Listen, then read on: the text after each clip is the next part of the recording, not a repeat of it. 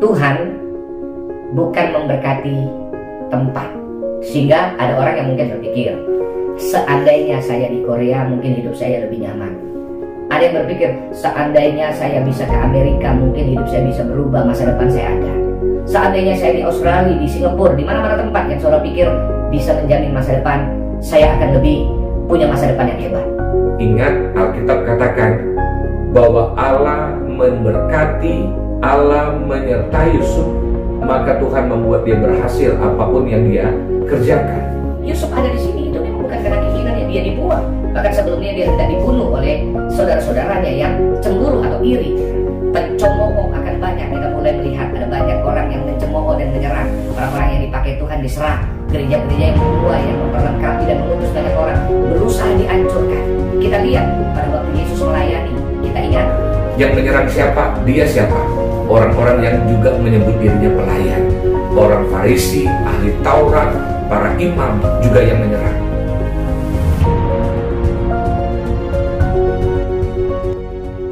Di tempat ini, saya mau mengajak kita untuk merenungkan firman Tuhan.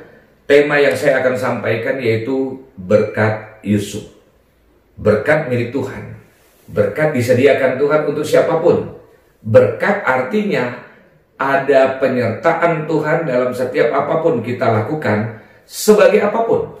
Kalau saudara dipanggil Tuhan sebagai seorang karyawan, sebagai mahasiswa, sebagai pelajar, sebagai pedagang, sebagai pengusaha, kalau Tuhan memberkati, maka setiap apapun yang kita kerjakan ada jaminan keberhasilan. Pendeta, jemaat, pelayan Tuhan membutuhkan berkat. Kenapa? Karena berkat adalah janji Tuhan. Karena dalam 1 Petrus 3 ayat yang ke-9 dikatakan bahwa kita dipanggil untuk menerima berkat, supaya kita menjadi berkat. Di dalam Kejadian dimulai dengan Allah memberkati mereka. Tetapi yang menarik dan yang lucu, ada banyak orang alergi ngomong berkat. Padahal berkat itu adalah hal yang disediakan buat Tuhan, dari Tuhan buat kita. Dan kalau kita menolak, ya terserah. Tetapi Tuhan mau memberi.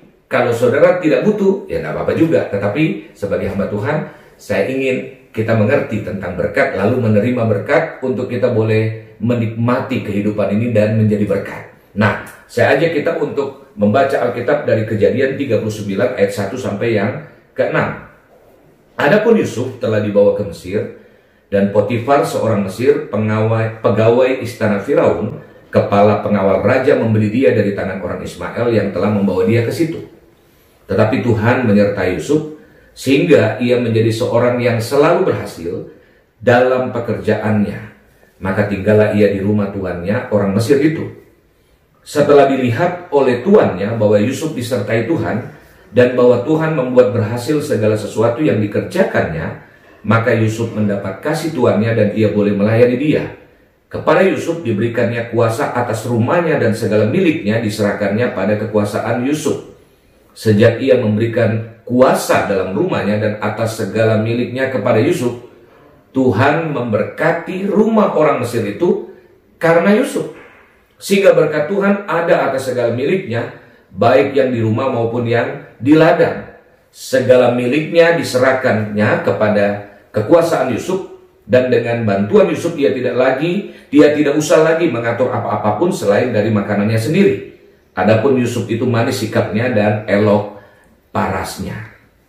Tuhan bukan memberkati tempat, sehingga ada orang yang mungkin berpikir, seandainya saya di Korea mungkin hidup saya lebih nyaman.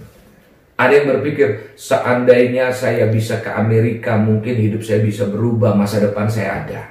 Seandainya saya di Australia, di Singapura, di mana-mana tempat yang saudara pikir bisa menjamin masa depan, saya akan lebih punya masa depan yang hebat. Ingat, Alkitab katakan bahwa Allah memberkati, Allah menyertai Yusuf, maka Tuhan membuat dia berhasil apapun yang dia kerjakan. Jadi kalau boleh dibilang, Yusuf tidak punya keinginan untuk ada di tempat itu. Buat apa dia ada di situ sebagai budak? Karena saya yakin dalam masa mudanya dia tidak kepingin dia ada di Mesir.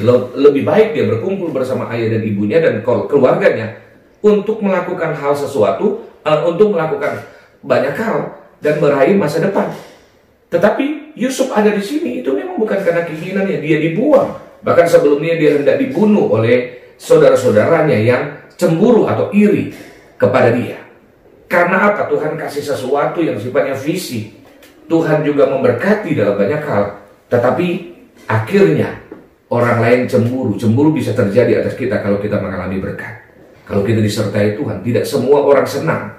Tidak semua orang suka waktu kita mendapatkan pertolongan atau pembelaan dari Tuhan. Saya percaya bahwa dalam zaman akhir, roh yang sama juga muncul dalam kehidupan setiap kita. Bahkan dalam gereja, dalam orang-orang yang mengatakan pelayan juga bisa mengalami atau melakukan hal yang sama, yaitu roh yang namanya iri hati, dengki, kebencian. Ketika melihat ada orang yang diangkat, diberkati, ada orang yang iri hati lalu menyerang. Ada orang yang ketika suka memberi lalu dibilang pamer-pamer. Ada gereja yang mengalami pertumbuhan, ada banyak orang yang diselamatkan, dibaptis dan menyerahkan hidupnya kepada Tuhan. Tetapi ada yang menyerang, ada yang menjelek-jelekkan dan ingin menghancurkan. Saya yakin roh yang sama muncul karena Alkitab katakan bahwa menjelang hari Tuhan, pencemooh akan banyak. Kita mulai melihat ada banyak orang yang mencemooh dan menyerang. Orang-orang yang dipakai Tuhan diserang. Gereja-gereja yang menuai, yang memperlengkapi dan mengutus banyak orang berusaha dihancurkan. Kita lihat pada waktu Yesus melayani, kita ingat yang menyerang siapa? Dia siapa? Orang-orang yang juga menyebut dirinya pelayan. Orang Farisi, ahli Taurat, para imam juga yang menyerang. Jadi akhirnya kita lihat, walaupun Yusuf dibuang, dijual, dijadikan budak, tapi Tuhanlah yang mengatur. Dialah pribadi yang mendesain untuk akhirnya manusia boleh mereka-rekakan yang jahat. Akhirnya Tuhan mengubahkannya untuk kemajuan, untuk apa yang Tuhan kehendaki dalam visi yang dia berikan kepada Yusuf. Karena itu, ada beberapa hal yang saya ingin sampaikan. Bagaimana kita bisa juga mengalami berkat yang Yusuf juga dapatkan. Karena saya yakin bahwa apa yang tertulis dalam Alkitab bukan cuma untuk Yusuf, tetapi ini juga menjadi inspirasi untuk setiap kita juga bisa mengalami seperti yang Yusuf alami. Hal yang pertama, kita belajar dari apa yang firman Tuhan tuliskan. Yang pertama, kita harus memiliki visi. Yusuf, dia mendapatkan visi daripada Tuhan. Dan saya percaya bahwa waktu Tuhan mengutus kita ada di dunia ini, dia punya rencana yang hebat. Dia punya tujuan untuk setiap pribadi. Jadi, setiap kita punya tugas. Kita adalah utusan. Dan setiap kita dipanggil mungkin dengan panggilan yang berbeda. Ada yang pendeta, ada yang saat ini pelajar mahasiswa, ada juga yang pedagang, ada juga yang pengusaha, ada juga yang karyawan atau pegawai. Semua kita pasti ada tujuan. Jadi kalau saudara misalnya dipindahkan, jangan pernah nangis. Karena saudara harus sadar, saya sedang diutus. Karena setiap kita punya tujuan yang Tuhan sudah berikan. Yusuf, dia sudah dapatkan visi suatu waktu nanti. Sebagaimana mimpi yang adalah visi daripada Tuhan, bahwa dia akan muncul dan akan ada banyak orang yang datang duduk untuk menyembah kepada dia. Dan ketika dia dibuang, Yusuf bisa marah.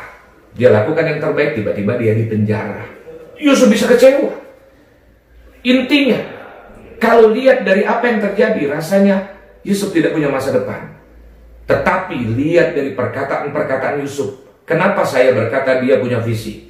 Karena waktu dia dianiaya, dia dibuang, dia difitnah. Waktu saudara-saudaranya datang, dia ngomong begini, manusia bisa mereka-rekakan yang jahat, tetapi Tuhan mengubahkannya untuk kebaikan. Berarti dia renungkan, kalau saya tidak dibuang dan tidak dijual, tidak mungkin saya bisa sampai ke Potifar, tidak mungkin saya bisa dipenjara, dan tidak mungkin saya bisa sampai ketemu Firaun dan akhirnya mengartikan mimpi. Berarti, kalau kita udah punya visi, saudara tidak akan goyah. Saudara melihat orang sukses, saudara santai aja. Karena saudara juga percaya, saya udah punya jalannya sendiri. Tujuannya sama kalau kita sama-sama anak Tuhan. Kalau ini bicara gereja lain, kita juga santai aja. Kalau dia sukses, dia berhasil, dia memenangkan banyak jiwa, dia banyak jiwa-jiwa yang diselamatkan, ini banyak orang dipercaya untuk melayani luas kemana-mana. Kita sukacita aja. Karena apa? Karena masing-masing kita udah punya rencana dengan tujuan ilahi. Karena apa? Setiap kita diberikan Tuhan visi khusus untuk kita bisa mengalaminya.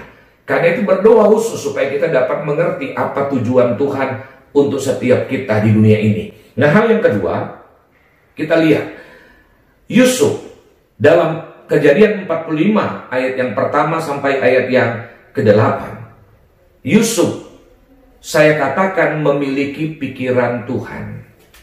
Waktu dia melihat saudara-saudaranya datang, yang timbul dalam hatinya adalah belas kasihan. Karena saudara-saudara yang datang dalam kelaparan, dalam keadaan yang miris, sedang membutuhkan pertolongan. Kalau orang dunia biasanya ketika melihat, yang terpikirkan bagaimana membalas apa yang dulu sudah pernah dilakukan, yang diperlakukan untuk dia akan balas. Tetapi Alkitab berkata di dalam ayat-ayat ini, maka waktu dia melihat saudara-saudaranya, dia membalikkan badan, lalu dia menangis, meratapi. Kejadian bukan karena dia meratapi dirinya, tetapi dia sedih terhadap saudara-saudaranya. Dia sudah siapkan pengampunan, sehingga suatu kali saudara-saudaranya tidak berubah. Waktu dulu jahat, ketika bapaknya meninggal, dia pernah ngomong, padahal bapaknya tidak pernah ngomong. Bapak bilang sebelum dia meninggal, tolong sampaikan kepada Yusuf agar Yusuf memelihara kami dan keluarga kami untuk kelangsungan kehidupan kami. Yusuf, dia bilang, Allahkah aku sehingga aku harus menghukum engkau? Manusia boleh mereka-rekakan yang jahat, tetapi Tuhan mengampuni, Tuhan mengubahkannya untuk suatu maksud yang besar. Jadi Yusuf memiliki pikiran Tuhan. Kalau saudara mendapat perlakuan yang jahat, belajar untuk mengerti apa maksud Tuhan di balik ini. Karena kita belum tahu ujungnya. Kalau mungkin saudara lakukan yang baik, tapi saudara mengalami hal-hal yang tidak mengasihkan. Orang-orang mungkin memfitnah, orang-orang menjahati saudara. Ingat, saudara harus memiliki pikiran Tuhan. Selama kita lakukan yang benar, pasti akan muncul kebenaran pada suatu waktu. Tuhan pembela kita. Manusia boleh mereka-rekakan yang jahat, tetapi Tuhan akan menyempurnakan langkah-langkah kita. Yang berikutnya, bagaimana kita bisa mengalami berkat Yusuf. Yang ketiga, kita bisa diandalkan. Yusuf, dia diberikan tanggung jawab. Tentunya kalau dia malas-malasan, walaupun dia diberkati Tuhan, dia tidak bisa dapat kepercayaan. Yusuf, Alkitab katakan bahwa Potifar memberikan kepada dia tugas, semua yang ada dalam rumahnya menjadi kepunyaan dia. Artinya dia berhak untuk mengatur, kecuali makan daripada keluarga itu. Dia diberikan otoritas. Sehingga ini mengingatkan kita bahwa Yusuf pasti bukan orang yang malas. Dia orang pekerja keras, dia orang yang tekun, sehingga tuannya juga senang terhadap dia. Tuannya juga bisa memberikan kepada dia kepercayaan. Karena itu apa yang dia kerjakan dilipat gandakan, dan akhirnya apapun yang dia kerjakan dibuat Tuhan berhasil. Memang dianya juga meresponi dengan rajin. Nah, yang berikutnya kita lihat Kejadian pasal yang ke-39 ayat yang ke-7 sampai yang ke-12. Kita lihat bahwa Yusuf ditawarkan dosa. Yusuf ingin dimiliki oleh istri daripada Potifar, tapi Yusuf mengambil komitmen. Dia lari, dia menjauhi daripada dosa. Artinya dia punya komitmen hidup untuk menjaga kekudusan. Setiap kita hari-hari ini diberikan pilihan yang begitu banyak.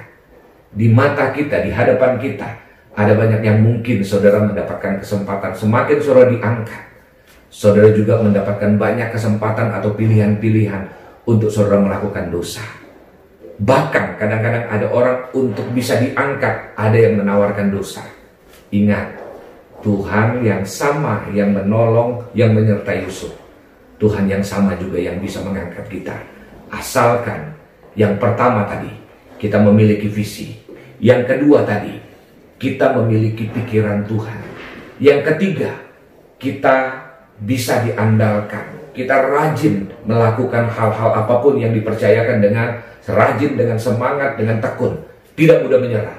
Yang keempat, kita siap untuk mengikuti aturan Tuhan dengan menjaga kekudusan, untuk punya komitmen hidup benar, dan pembelanya adalah Tuhan. Biarlah berkat Yusuf bukan cuma kita baca, bukan cuma kita dengar, tetapi juga menjadi bagian dalam kehidupan kita. Dari kota ini di Korea, saya mengucapkan berkat. Tuhan Yesus memberkati.